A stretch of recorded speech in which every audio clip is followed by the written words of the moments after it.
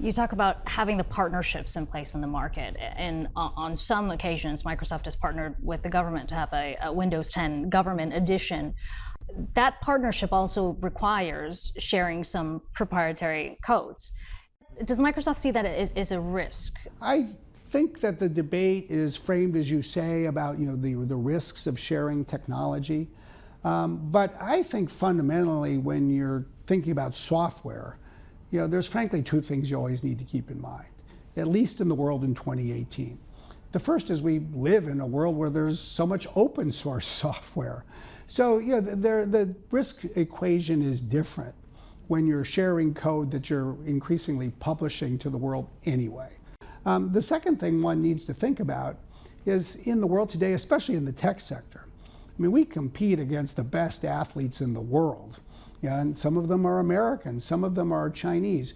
If you're going to compete against the best athletes in the world, you just have to run faster than everybody else, and you have to run to work every day. So yes, there will be days when we might have to provide some more access to technology than we would provide in other places. We need to think it through.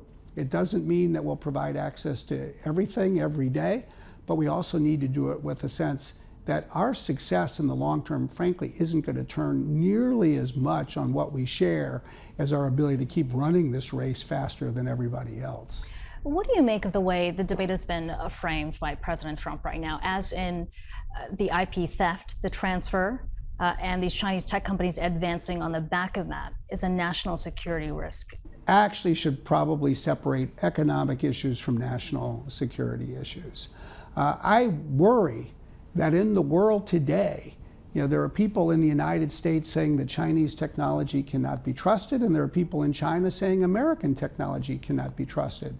And I think in both countries, we should recognize there is a real risk that the rest of the world might look at the United States and China and say, you know what, you're both right. Nobody should trust the technology from either country. And we need to keep in mind that China, as big as it is, the US as important as it is, together, we only account for 24% of the world's people. We need to serve the 76% of the world that doesn't live in China or the United States.